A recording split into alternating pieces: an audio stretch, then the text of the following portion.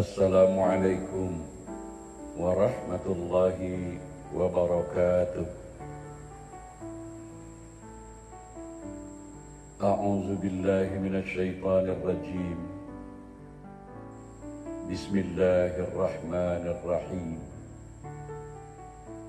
Alhamdulillah wa syukru lillah.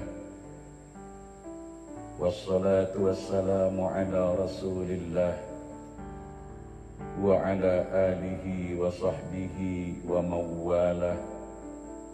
Wa la hawla wa la quwwata illa billah.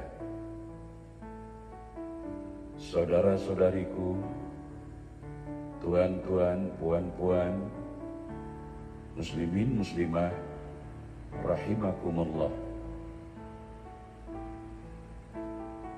Dengan rasa syukur yang tiada terhingga, kita tujukan kepada Allah Subhanahu wa Ta'ala, karena saat ini kita masih diberi kesempatan untuk menikmati hidup dan kehidupan, yang bermakna kita masih diberi kesempatan untuk dapat memperbaiki dan meningkatkan kualitas kehidupan kita sebagai hamba-hamba Allah yang beriman. Saat ini bersyukur juga kita sudah berada di hari yang kelima Ramadan tahun ini, yang bermakna masih masuk dalam 10 hari pertama bulan Ramadan tahun ini, di mana 10 hari pertama bulan Ramadan Allah Subhanahu wa Ta'ala mencurahkan rahmat, mencurahkan kasih sayangnya kepada hamba-hamba Allah yang ingin, yang mau mendapatkan rahmat dan kasih sayang Allah Subhanahu wa Ta'ala tersebut. Pada kesempatan perjumpaan kita kali ini, kita lanjutkan uraian rahmat yang telah kita sampaikan dalam tazkirah kita semalam.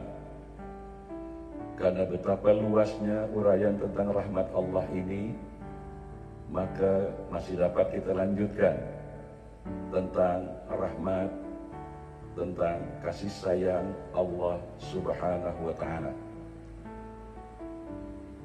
Rasulullah Sallallahu Alaihi Wasallam memberi tunjuk ajar kepada kita, paling tidak ada 10 cara untuk kita dapat meraih atau mendapatkan rahmat, mendapatkan kasih sayang Allah Subhanahu wa Ta'ala. Yang pertama, berbuat ihsan dalam beribadah. Berbuat ihsan yakni dengan menyempurnakan ibadah kita kepada Allah dan kita merasa diperhatikan atau diawasi oleh Allah Subhanahu wa Ta'ala. Saya ulangi, yang pertama, untuk dapat kita meraih rahmat Allah Subhanahu wa Ta'ala adalah dengan berbuat ihsan. Apa itu ihsan? Ihsan adalah kita beribadah. Beribadah di sini dalam makna yang luas. Ketika kita tinggalkan hamparan sejadah, ketika kita keluar dari masjid, keluar dari musala, kita berinteraksi, bertebaran di muka bumi, itu ibadah.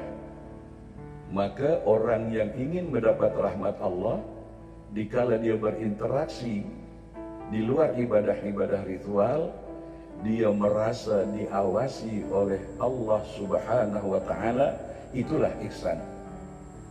Sebab maaf, banyak kita merasa diawasi Allah ketika kita sedang berada di dalam masjid, ketika kita sedang berada di atas hamparan sejadah. Tapi setelah itu seakan-akan lost hidup kita, seakan-akan kita merajalela tidak ada yang mengawasi dan mengontrol kehidupan kita. Padahal orang yang berbuat ihsan itu di mana saja dia berada, apakah dalam keadaan sendiri sebatang kara atau di tengah-tengah masyarakat, di tengah-tengah orang ramai, dia merasa diawasi oleh Allah Subhanahu wa Ta'ala. Dampaknya apa? Kalau kita merasa diawasi oleh Allah Subhanahu wa Ta'ala dalam 24 jam kehidupan kita, maka kita akan serba berhati-hati dalam bertindak. Apakah itu tindakan ucapan, apakah tindakan-tindakan perbuatan, baik perbuatan yang nyata maupun perbuatan gerak-gerak hati kita. Oleh sebab itu, saudara-saudariku, tuan-tuan, muslimin dan muslimah yang dirahmati Allah, tentang ihsan ini diterangkan dalam Al-Quran surat Al-A'raf ayat 56. A'udzu billahi minasyaitonir rajim. ولا تفسدوا في الأرض بعد إصلاحها وادعوه خوفا وطمعا إن رحمة الله قريب من المحسنين. Yang bermaksud, dan janganlah kamu membuat kerusakan di muka bumi sesudah Allah memperbaikinya. Ini larangan dari Allah. Jangan membuat kerusakan. Mungkin kita tidak merusak bangunan, mungkin kita tidak merusak gunung ganang, merusak pokok-pokok dan lain sebagainya.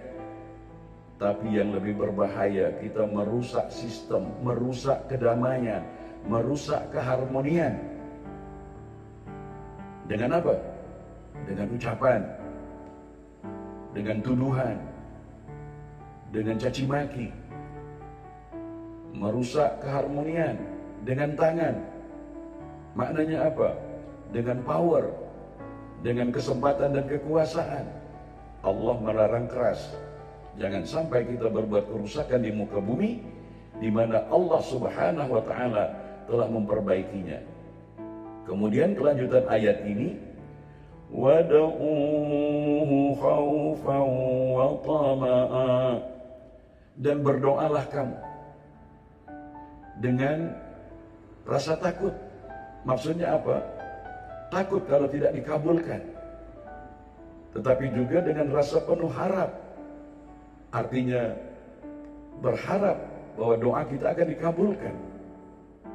Kemudian kelanjutan ayat ini, inna rahmatallahi qaribum minal muhsinin. Sesungguhnya rahmat Allah itu sangat dekat kepada orang-orang yang berbuat ihsan. Semoga kita dalam sisa hidup ini, sedaya dan upaya kita, semampu kita, banyak-banyaklah kita berbuat ihsan. Lalu kita iringi juga dengan doa. Apakah kita baca selepas kita menunaikan sholat atau di luar sholat? Doa yang selalu kita dengar, Allahumma a'inni ala zikrika wa syukrika wa husni ibadatik. Ya Allah, bimbing, tuntunlah aku agar aku senantiasa berzikir mengingatimu, berzikir merasa diawasimu, wa syukrika senantiasa bersyukur kepadamu, wa husni ibadatik ihsan di dalam melakukan ibadah, ihsan di dalam beraktiviti. Insya Allah dapat kita laksanakan dan kita mendapat rahmat, mendapat kasih sayang dari Allah Subhanahu wa Ta'ala. Yang kedua, Rasulullah SAW mengajarkan lewat firman-Nya dalam Al-Quran yang disabdakan kepada baginda SAW, wa rahmati wasi'at kulla syai', dan rahmatku meliputi segala sesuatu, maka akan aku tetapkan rahmatku untuk orang-orang yang bertakwa, yang menunaikan zakat, dan orang-orang yang beriman kepada ayat-ayat kami.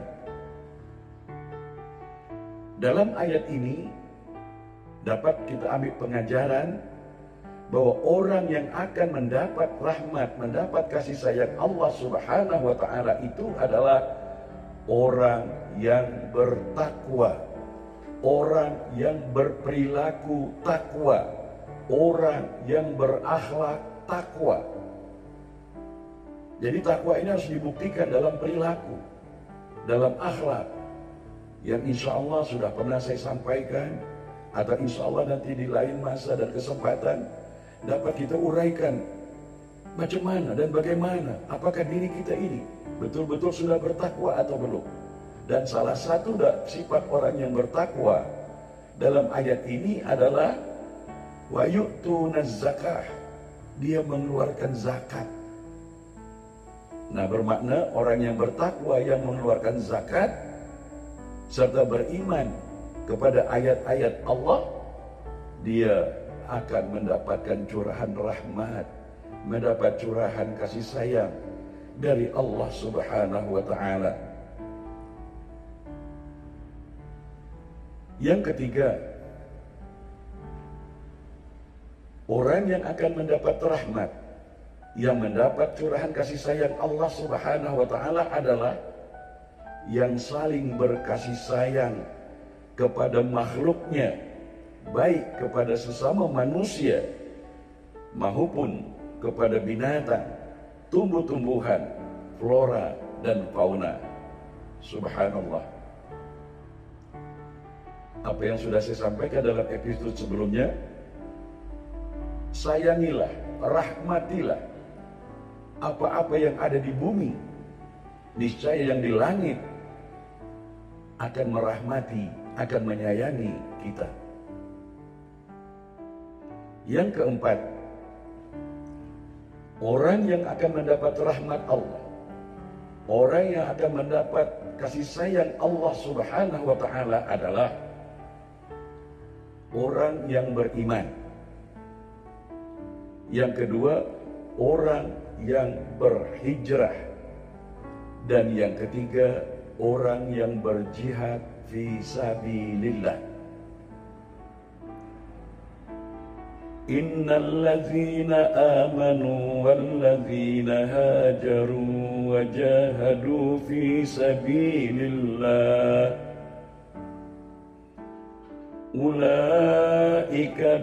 ulaika yarjuna rahmatallah wallahu ghafurur rahim. Mari kita simak ayat ini. Sesungguhnya orang-orang yang beriman, orang-orang yang berhijrah, dan orang-orang yang berjihad di jalan Allah, mereka itu mengharapkan rahmat Allah, dan Allah Maha Pengampun, Maha Penyayang. Saudara-saudari, tuan-tuan, puan-puan, muslimin muslimah yang arif, bijak, lestari, dalam ayat surah Al-Baqarah ayat 218 ini diterangkan bahwa orang yang mengharap rahmat Allah adalah yang pertama tadi, orang itu beriman. Apakah tanda iman itu? Tanda orang itu beriman? Mari kita pahami sabda baginda Rasulullah sallallahu alaihi wasallam Orang yang beriman itu ialah lidahnya, mulutnya, ucapannya, dan kedua tangannya tidak menyakiti orang lain, tidak menzalimi orang lain. Mari kita ukur dengan diri kita. Sudah berapa banyak ucapan kita menyakiti orang, menzalimi orang, mempermalukan orang? Sudah berapa banyak kita diberi peluang oleh Allah Subhanahu wa taala dengan kedua tangan ini, maknanya kekuasaan, power. Apakah kita gunakan untuk membahagiakan orang atau untuk menyakiti orang? Orang yang akan mendapat rahmat Allah, dia beriman. Orang yang beriman itu, dia berusaha sedaya upayanya ingin membahagiakan, ingin menyenangkan orang lain. Ini orang beriman. Yang kedua, orang yang akan mendapat rahmat Allah dalam ayat ini adalah orang yang berhijrah. Apa yang berhijrah itu? Hijrah itu, maaf ya, saya nampak di negeri sana, konon-konon dia pakai cadar, konon-konon dia berhijrah, oke? Konon-konon dia bertaubat dari perbuatan maksiat, dia jadi ustadz, jadi pendakwah. Tapi di dalam ceramahnya dia memaki, menghamun, mengkafir-kafirkan orang. Bukan itu. Hijrah itu adalah kita berusaha sedaya upaya kita mereform perbuatan-perbuatan buruk, perbuatan-perbuatan keji yang ada dalam diri kita reform, kita rubah menjadi yang lebih baik. Yang bergelumang dengan dosa dan maksiat, berhijrah, berpindah, kita memasuki gerbang taubat, kembali ke jalan yang benar. Yang tadinya selalu menyakiti orang, hasad dengki, buruk sangka, berhijrah, kita mempunyai sifat sangka baik, kita memaafkan kesalahan orang, tidak ada rasa dendam, tidak ada rasa kebencian. Ini yang saya maksud, berhijrah dari perkara-perkara yang buruk dan keji, berpindah menuju ke perkara-perkara yang mulia dan terpuji. Yang ketiga, dalam ayat ini diterangkan orang yang akan mendapat rahmat Allah, orang yang akan mendapat kasih sayang Allah itu adalah orang yang berjihad di jalan Allah. Ini juga Masya Allah confuse, hancur image, rusak citra Islam gara-gara orang salah memahami dan tidak mau paham tentang apa itu berjuang jihad di jalan Allah. Subhanallah, kita disuruh, diperintahkan berjihad ini bukan untuk memerangi, bukan untuk menebar kebencian, bukan untuk memvonis orang, mengkafir-kafirkan orang, menyesat-nyesatkan orang, menghasut orang untuk berbuat kerusakan, untuk buat huru-hara. Ini bukan jihad. Jihad di situ, mari kita berjihad, berjuang, memerangi apa yang ada di dalam jiwa kita, iblis-iblis, sifat-sifat durjana, ego, sombong, takabur, bakhil, pelit, loke, ego. Ini yang harus kita perangi, yang setiap hari ya, kita perang dengan iblis-iblis yang ada dalam jiwa kita. Nah, maka orang yang berjihad, berperang, berjuang, mengawal hawa nafsunya, mengalahkan egonya, merubah sifat-sifat yang buruk, yang keji, menuju sifat-sifat yang terpuji dan mulia. Ini orang yang berjihad, jihadun nafs. Sebesar-besar perjuangan, sebesar-besar jihad adalah jihadun nafs. Salah satu caranya, metodenya agar kita mampu mengalahkan hawa nafsu kita ini, memerangi jihadun nafsi ini, salah satunya adalah dengan saum, dengan berpuasa. Ya. Jadi puasa kita ini bukan dikira tak makan lepas imsak sehingga ke maghrib. Ya. Insya Allah, tapi hendaknya dilihat selepas Ramadan nanti berubah tidak. Ego kita, sombong kita, judes kita, jahat kita, ada perubahan tidak? Kalau ada perubahan, nah inilah la'allakum tattaqun. Mudah-mudahan kamu menjadi orang yang bertakwa. Kita lanjutkan lagi. Tuan-tuan dan puan-puan yang dirahmati Allah Subhanahu wa taala. Yang kelima adalah cara kita mendapatkan rahmat Allah Subhanahu wa taala dengan mendirikan salat dan menunaikan zakat serta mentaati Rasulullah sallallahu alaihi wasallam. Mari kita rujuk firman Allah dalam surah An-Nur ayat 56. Wa aqimus salata wa atuz zakah wa ati'ur rasul la'allakum turhamun. Yang bermaksud, dan dirikanlah salat, tunaikan zakat, dan taatlah kamu kepada Rasul supaya kamu diberi rahmat. Dalam ayat ini, surah An-Nur ayat 56 ini, ada 3 yang harus kita perhatikan dan harus kita amalkan agar kita mendapat rahmat Allah Subhanahu wa taala. Yang pertama adalah mendirikan salat. Mari kita perhatikan, wa aqimus salat, mendirikan salat, bukan wa'mur bis salat, bukan mengerjakan salat. Insya Allah, alhamdulillah kita sudah mengerjakan salat. Tetapi bagaimana, seperti saya uraikan dalam pembukaan tadi, bagaimana perilaku kita setelah kita selesai dari menunaikan ibadah salat? Apakah nilai-nilai salat tadi masih nampak, masih tercermin dalam akhlak perilaku kita di tengah masyarakat? Mendirikan salat ini secara ringkas adalah buah-buah didikan salat tadi terlihat dari akhlak orang yang mendirikan salat. Di antaranya, yang pertama, dia pembersih. Karena di dalam salat itu diawali dengan bersuci, berwudu. Bukan membersihkan. Kita bukan membersihkan mulut, tapi menyucikan. Bersuci muka kita, bersuci kedua tangan kita, bersuci kepala dan telinga kita, bersuci kaki kita. Insya Allah kita telah berjaya membersihkan mulut, tapi maaf, mungkin belum suci mulut kita.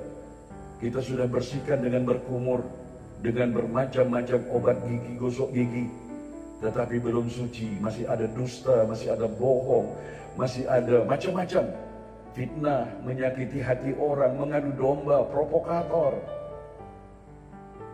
Kita sudah berjaya membersihkan muka kita, tapi mungkin belum suci.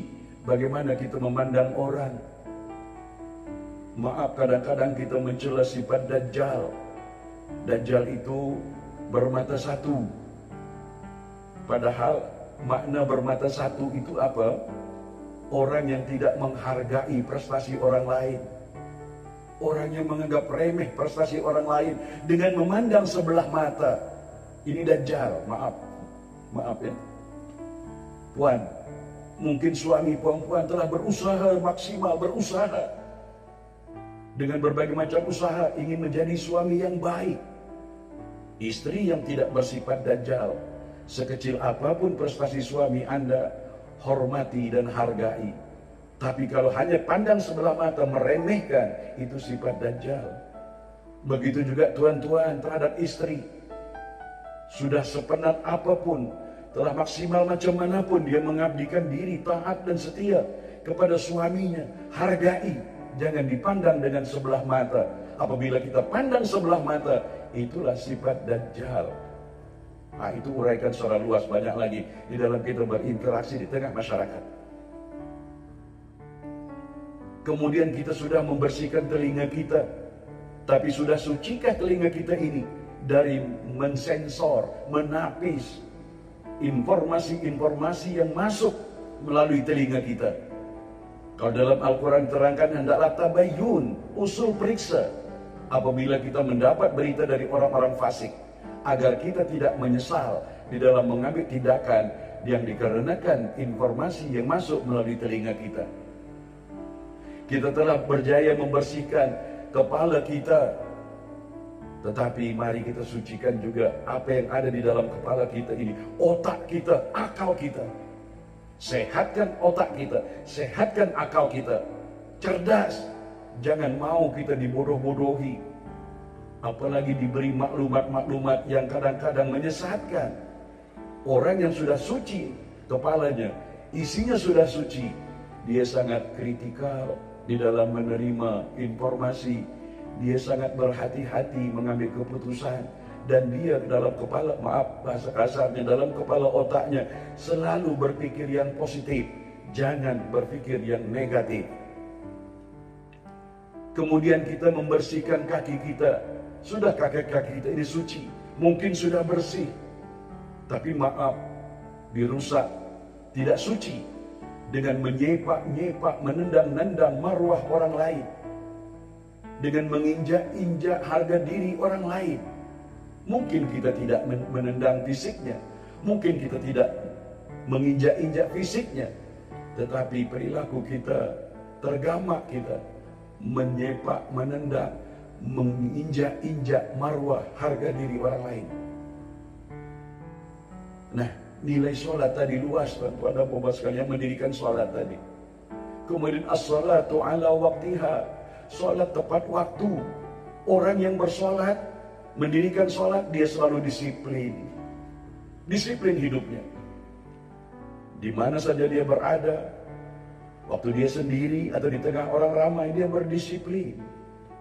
Nah, kita tengok saja ketika kita mandu di jalan raya. Alhamdulillah, kita ke Singapura ini ya, ada polis traffic.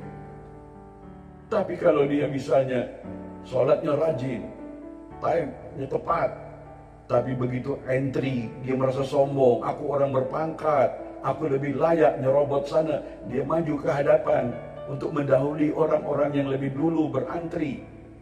Atau ketika lampu merah, lampu hijau, lampu kuning, ya, dia disiplin walaupun tidak ada polis traffic, walaupun tidak ada kamera. Karena ini sudah kuning menuju merah, dia akan break, dia akan berhenti mematuhi undang-undang lalu lintas di jalan raya. Ini disiplin. Tapi kalau kita disiplin dalam sholat, tapi begitu lampu merah, lampu kuning, atau ada polis traffic, main hantam kromo saja, ini dia tidak disiplin. Kalau kita berjanji tentang waktu, pukul berapa kita musyawarah, tepati. Ini orang disiplin. Nah, kita berpuasa ini dididik untuk disiplin. Bila saatnya kita makan, bila saatnya kita minum, bila saatnya kita dibenarkan untuk berhubungan suami istri di malam hari, bila makanan ini halal atau haram, disiplin. Kemudian orang yang sholat itu, yang mendirikan sholat, dididik dalam rukuk dan sujud. Setelah di luar sholat, dia tawadhu, tidak sombong. Kalau dia punya harta, dia punya jawatan, dia punya kehebatan, dia teringat apa yang diucapkan oleh Nabi Allah Sulaiman alaihissalam. Ketika Nabi Allah Sulaiman alaihissalam mendapat anugerah Allah, dapat menundukkan Ratu Bilqis dan istananya. Bukan calang-calang, tuan-tuan, puan-puan. Tapi apa dia? Nabi Sulaiman alaihissalam semakin tersungkur sambil berucap, haza min fadli rabbi. Ini adalah keutamaan yang Allah berikan kepadaku, liyabluwani, untuk mengujiku, ashkur atau akfur, apakah aku menjadi hamba yang bersyukur atau aku menjadi orang yang lupa diri. Jadi orang yang sholat, buah sujud dan rukuknya, apapun status sosialnya, hartanya, jawatannya, pangkatnya, keturunannya, dia tidak sombong. dia yakin ini adalah anugerah Allah untuk mengujinya, syukur atau kufur. Kemudian orang yang mendirikan sholat, apalagi ketika kita mengakhiri sholat dengan mengucapkan salam ke kanan, salam ke kiri, ini sumpah dan janji kita. Kita berikrar bahwa selepas sholat nanti, ketika kita di pasar, di tengah masyarakat, di tempat kerja, berjiran, Assalamualaikum, aku siap menebar keselamatan, warahmatullah, siap menebar kasih sayang, wabarakatuh, siap menebar keberkatan. Ini banyak sholat, Assalamualaikum warahmatullah, Assalamualaikum warahmatullah, macam marah pekat ucapnya. Tapi di luar sholat tidak nampak penebar keselamatan, bahkan penebar teror, penebar permusuhan, menebar kebencian, menebar kesombongan. Kasih sayang. Ini janji tuan-tuan, puan-puan. Harus kita terapkan nilai salam tadi di tengah masyarakat. Orang yang sholat tadi penebar kasih sayang, ihsan tadi. Warahmatullahi wabarakatuh. Menjadi orang yang penebar berkah. Orang yang penebar berkah itu apa dia? Kita contoh. Apa dia? Tawon. Tawon ini tawon, di mana dia hinggap menebar berkah. Dia hinggap di tempat yang baik-baik, di bunga-bunga. Kemudian yang ditinggalkannya adalah madu. Subhanallah. Tapi orang yang tidak membawa berkah, mencontoh lalat. Lalat, tengok lalat. Lalat penebar keburukan. Coba tengok betapa indahnya makanan, masakan, lezat, bersih, nikmat. Tapi begitu dimasuki lalat, hancur dan cacat makanan itu. Jangan menjadi orang, maaf, berperangai seperti lalat. Kita ingin menjadi orang seperti lebah. Lebah, di mana saja dia berada, penebar berkah, penebar manfaat, penebar maslahat. Jangan mencontohi perangai lalat, ya, di mana ditempatkan selalu merusak. Perkara-perkara yang baik jadi rusak, perkara-perkara yang hebat jadi hancur, gara-gara apa yang ditinggalkan oleh jenis binatang yang bernama lalat. Nah, ini ucapan salam kita, menjadi orang penebar keselamatan. Assalamualaikum warahmatullah, penebar kasih sayang Allah, dan wabarakatuh, penebar keberkatan. Kemudian dalam ayat surat An-Nur ayat 56 ini, orang yang akan mendapat rahmat Allah itu adalah wa'atuz zakah, orang yang mengeluarkan zakat. Subhanallah, beruntung, bertuah kalau kita ditakdirkan oleh Allah Subhanahu wa ta'ala menjadi orang yang mendapat kelebihan rezeki darinya, dan menjadi orang yang pembayar, pengeluar zakat, dibandingkan orang yang serba kekurangan, yang sifatnya hanya menunggu dan meminta zakat. Pilih, mana kita mau? Tentu kita ingin di pihak yang golongan orang-orang yang mengeluarkan zakat. Pelajarannya apa? Orang yang akan mendapat rahmat Allah karena dia mengeluarkan zakat. Orang yang akan mendapat rahmat Allah itu sifatnya dermawan, murah hati, tidak pelit, tidak lokek, tidak kedekut, tidak bakhil. Maaf ya. Jadi orang yang akan mendapat kasih sayang Allah, orang yang mendapat rahmat Allah, cara yang kelima ini adalah dia menjadi orang yang pemurah. Dia teringat dengan sabda baginda Rasulullah SAW, dimasukkan dalam kelompok orang yang tidak beriman ketika dia tidur nyenyak sementara orang di sekitarnya lapar. Tidak dianggap kamu itu orang beriman ketika kamu sujud Kamu lapis dahi keningmu dengan karpet, dengan sejadah yang tebal. Sementara orang lain di sekitarmu menderita dan susah. Tidak beriman kamu. Konon-konon kamu ingin berlomba-lomba beribadah. Tetapi ada orang, mungkin bukan orang lain, mungkin anak saudara kita, mungkin ipar duai kita, biras kita yang susah. Padahal kita mampu menolong, tapi kita tidak mau menolong. Apakah dalam bab sakit dia ingin berobat atau ingin melanjutkan pembelajaran, sementara kita ego, ya, maaf ya, saya minta maaf ya, berulang alik haji umrah, maaf saya. Kalau ingin sokat mendapatkan surga, mendapat ganjaran kasih sayang Allah, lihat orang-orang di sekitarmu yang saat itu mereka sangat-sangat memerlukan pertolongan dari kita, sedangkan kita pada waktu itu dilebihkan oleh Allah rezeki kita. Di jihadun nafs, memerangi rasa, mengawal rasa hawa nafsu ini berat, tuan dan puan. Tapi itulah sebesar-besar jihadun nafs. Kemudian wa ati'ur rasul. Orang yang akan mendapat rahmat Allah, kasih sayang Allah ini taat kepada Rasul. Bukan meniru. Beza itu. Taat dengan meniru.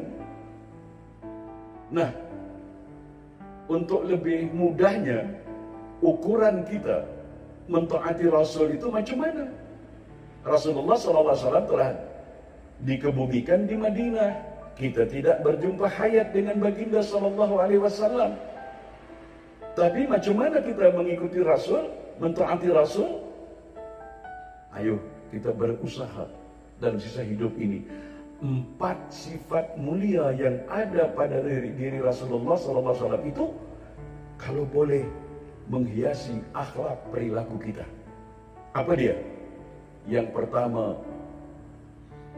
orang yang taat kepada Rasul itu adalah mempunyai sifat siddiq. Apa makna siddiq? Jujur, lurus hidupnya, tak banyak tipu hela, tak kong kali kong.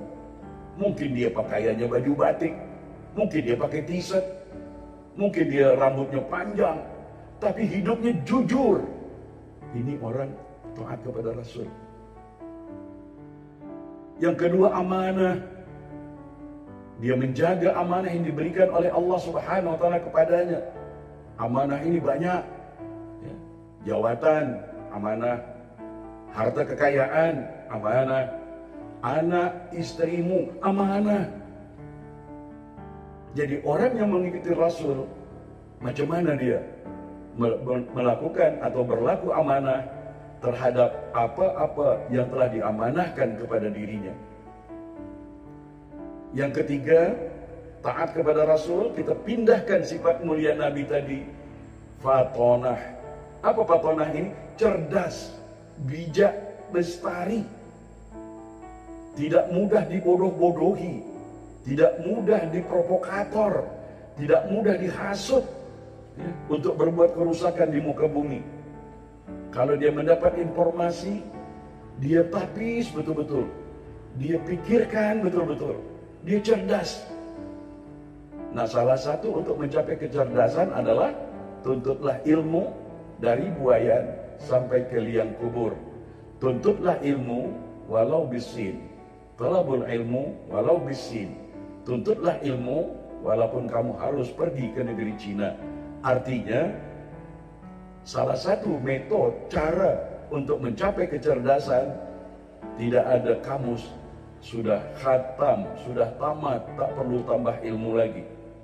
Padahal orang yang bijak lestari itu, semakin dia mendapat gelar title, semakin dia mengkaji,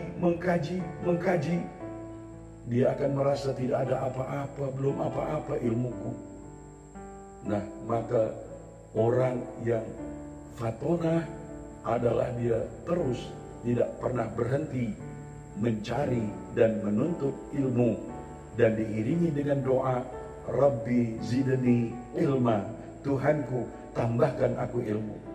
Kemudian dalam hadis diterangkan jangan sembarang ilmu. Ilmu yang diperintahkan untuk kita cari, untuk kita tuntut, untuk kita tambah adalah ilmu yang membawa manfaat.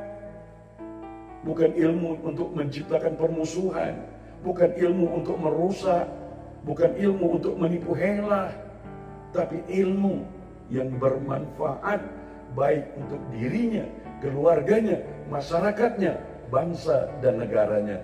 Subhanallah. Kemudian saudara-saudariku yang dirahmati Allah, resepi cara yang keenam yang diajarkan oleh baginda Rasulullah SAW agar kita mendapat rahmat, mendapat kasih sayang Allah Subhanahu wa taala adalah kita sentiasa berdoa kepada Allah Subhanahu wa taala untuk mendapatkan petunjuk yang lurus dan dalam setiap urusan sebagaimana termaktub dalam surah yang ke-18, surah Al-Kahfi. Apa bunyi ayat itu? Rabbana atina min ladunka rahmah wa hayyi lana min amrina rasyada. Jadi orang yang ingin mendapat rahmat Allah, dia senantiasa mengucapkan kalimat doa ini. Doa ini terdapat dalam surah yang ke-10, surah yang ke-18, surah Al-Kahfi ayat 10. Rabbana atina min ladunka rahmah wa hayyi lana min amrina rasyada. Yang bermaksud, wahai Tuhan kami, berikanlah rahmat kepada kami dari sisimu dan sempurnakanlah bagi kami petunjuk yang lurus dalam urusan kami. Bahkan ayat ini, tuan-tuan dan puan-puan, kalau kita menghadapi akan melakukan suatu urusan, melakukan suatu program, rencana, sangat elok kita awali. Misalnya, contohlah, kalau kita nak berniaga atau kita nak mengadakan sesuatu urusan, baca ini. Rabbana atina min ladunka rahmah wa hayyi lana min amrina rasyada. Ulang. Wa hayyi lana min amrina rasyada. Wa hayyi lana min amrina rasyada. Yang ketujuh, agar Allah Subhanahu wa taala menurunkan rahmat dan kasih sayangnya kepada kita, mari kita membaca dan menghafal, mengamalkan Al-Quran. Ini diterangkan dalam surah yang ke-6, surah Al-An'am ayat 155. Wahadza kitabun anzalnahu mubarak fattabi'uhu wattaqu la'allakum turhamun. Wahadza kitabun anzalnahu mubarak, dan Al-Quran itu adalah kitab yang kami turunkan yang diberkati. Fattabi'uhu, maka ikutilah dia, ikuti ajaran Al-Quran ini, petunjuk Al-Quran ini, ya. Wattaqu, dan bertakwalah kamu, la'allakum turhamun, agar kamu mendapat rahmat. Jadi yang ketujuh ini, agar kita mendapat curahan rahmat kasih sayang Allah Subhanahu wa taala adalah kita sentiasa membaca, memahami, menghayati, mengamalkan Al-Quran di dalam kehidupan kita. Selalu saya cakap, kalau saya ambil contoh, ya, wa wassaynal insana biwalidayhi, kami wasiatkan kepada manusia untuk dia berbuat ihsan, berbuat baik kepada kedua orang tuanya. Wa wassaynal insana biwalidayhi. Ini baru baca Quran. Kemudian kita pelajari apa maknanya. Kami, yakni Allah, berpesan, berwasiat kepada manusia untuk berbuat baik kepada kedua orang tuanya. Oh, Allah memerintahkan kita untuk berbuat baik kepada kedua orang tua. Kemudian kita melakukan tindakan, kita praktekkan. Kita langsung berubah sifat kita yang kasar, yang tidak menghargai orang tua, yang meremehkan orang tua. Kita berubah, berbuat takzim, berbuat baik, berkhidmat, berlemah lembut kepada mereka. Nah, inilah ayat ini baru masuk dalam kategori kita amalkan dalam kehidupan. Ya, banyak ya kalau kita uraikan Quran ini. Sayang kita baru setakat baca. Kadang-kadang kita selalu mempertikaikan, tajwidnya tak kena, makhrajnya tak tepat. Padahal isi dari Al-Quran tadi untuk kita praktekkan, untuk kita implementasikan dalam kehidupan, itu yang penting, yang akan mendapat nilai di sisi Allah. Maka ketika Ummul Mukminin Siti Aisyah radhiyallahu anha didatangi para sahabat yang tidak berjumpa hayat dengan Nabi, bertanya, "Ya Ummul Mukminin, macam mana gambaran akhlak Nabi yang kami tak jumpa hayat dengan baginda?" Maka Siti Aisyah radhiyallahu anha sambil berlinang air mata berkata, "Tidakkah kalian membaca Al-Quran? Sifat dan akhlak Nabi itulah Al-Quran." Rasulullah SAW digelari Al-Quran berjalan. Mudah-mudahan dalam sisa hidup ini kita ditakdirkan oleh Allah mendapat peluang untuk senantiasa mengkaji, mempelajari cara membaca Al-Quran. Kemudian kita diberi peluang untuk memahami apa makna firman Allah itu. Kemudian kita diberi peluang oleh Allah, rizki oleh Allah, untuk dapat mengamalkan isi-isi firman Allah Al-Quran tadi dalam akhlak kehidupan kita sehari-hari. Yang kedelapan, agar rahmat dan kasih sayang Allah tercurah untuk kita. Wa ati'u Allah war Rasul la'allakum turhamun. Dan taatilah Allah dan Rasul supaya kamu mendapat rahmat. Ya, jadi sudah kita uraikan tadi, bukan mengikuti, bukan meniru, tapi mentaati. Taat kepada Allah, taat kepada Rasul. Apa maknanya? Kita harus tunduk dan patuh kepada kebenaran. Kebenaran itu datang dari Allah. Dan kebenaran itu biasanya dibisikkan lewat hati nurani. Ya. Jadi kalau kita taat kepada Allah, taat kepada Rasul, kita berusaha membuat Allah dan Rasul ridha, bukan membuat Allah dan Rasul kecewa. Pernah saya sampaikan dalam mukaddimah, ya Allah, betapa banyak anugerah-Mu yang kami terima, tapi bukan syukur yang kami balas, yang kami lakukan, tetapi malah kita kufur dengan nikmat Allah. Mentaati Rasul, Masya Allah,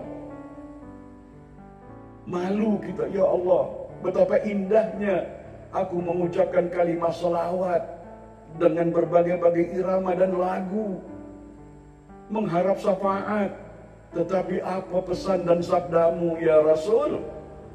Masih jauh panggang dari api untuk kami lakukan, untuk kami amalkan. Engkau ya Rasul berpesan dan bersabda, jadilah orang pemaaf. Tetapi hidup kita penuh dendam kesumat. Rasulullah SAW berpesan dalam sabdanya, jadilah orang pemurah. Tapi perilaku kita pelit, kedekut, loket, dan bakhil.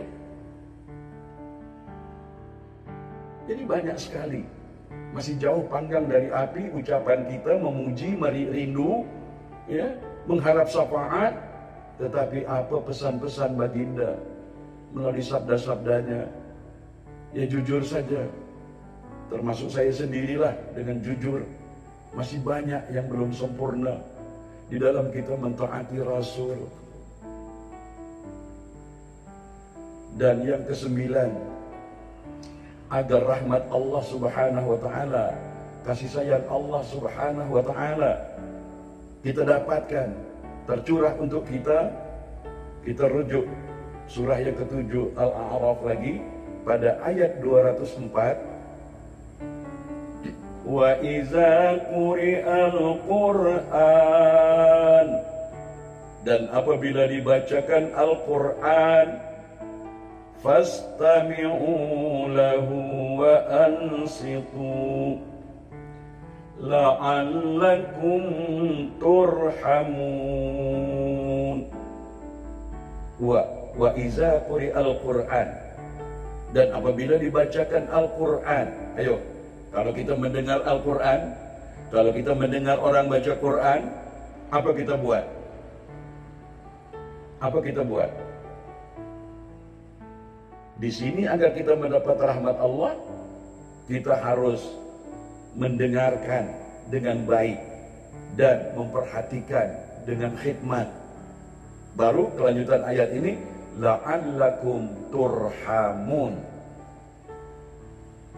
Kalau diimplementasikan lebih luas, setelah kita mendengar, menghayati, kemudian kita berazam mengimplementasikan firman Allah tadi dalam akhlak kehidupan kita sehari-hari yang sudah saya contohkan tadi. Seperti kita diperintahkan berbuat baik kepada kedua orang tua. Dan yang ke-10, memperbanyak istighfar, memohon ampunan Allah Subhanahu wa ta'ala. Dalam surah yang ke-27, surah An-Naml ayat 46, laula tastaghfiruna Allah la'allakum turhamun. Hendaklah kamu beristighfar, memohon ampun kepada Allah, la'allakum turhamun, agar kamu mendapat rahmat. Kita temukan dalam hadis bahwa Rasulullah SAW yang maksum, yang bebas dari dosa, baginda SAW tidak kurang 70 kali sampai 100 kali beristighfar memohon ampun. Maka dari ayat ini, agar kita mendapat curahan rahmat dan kasih sayang Allah Subhanahu wa taala, saya mengajak diri saya, menasihati diri saya, tuan-tuan, puan-puan, saudara-saudariku, muslimin muslimah yang dirahmati Allah, mari kita perbanyak-banyak istighfar. Apakah itu siang, tengah hari, pagi, petang, malam, dan yang lebih afdal, fastaghfaru nabil ashar, orang yang beristighfar dikala sahur, dikala fajar, maka bertuah kita masih berada di bulan Ramadan yang penuh berkah, bulan penuh maghfirah ini. Ketika kita bangun sahur, menjelang makan sahur, ataupun sesudah makan sahur, banyak-banyaklah beristighfar. Akan lebih hebat lagi, kita beristighfar untuk diri kita, kemudian kita beristighfar untuk kedua orang tua kita, dan beristighfar untuk kaum muslimin dan muslimah, sama ada yang masih hidup maupun yang telah meninggal dunia. Lafaznya banyak versinya, cuman yang selalu kita dengar, Allahumma gfirli ولوالدي وارحمهما كما ربياني صغيرا ولجميع المسلمين والمسلمات والمؤمنين والمؤمنات الأحياء منهم والأموات. Sudah banyak kali saya sampaikan, tuan-tuan dan sekalian, orang yang banyak beristighfar akan diampuni dosanya, akan ditolong oleh Allah berbagai-bagai kesulitan yang dihadapinya, akan dimurahkan rezekinya, ya, dan akan meninggalkan dunia ini dengan husnul khatimah. Semoga tazkirah ini ada manfaatnya dan membawa berkah. Dan terima kasih banyak atas sokongan, dorongan, dan doa tuan-tuan dan puan-puan, saudara-saudariku muslimin muslimah sekalian. Semoga ada manfaat dan membawa berkah. Dan insya Allah akan kita lanjutkan dalam episode-episode berikutnya, mengisi masa yang indah di bulan Ramadan ini dengan kita menyirami rohani kita dengan firman-firman Allah dan sabda-sabda Rasulullah sallallahu alaihi wasallam. Aqulu qawli hadza fastaghfirullah azim li wa lakum wa billahi taufiq wal hidayah. Wassalamu alaikum warahmatullahi wabarakatuh.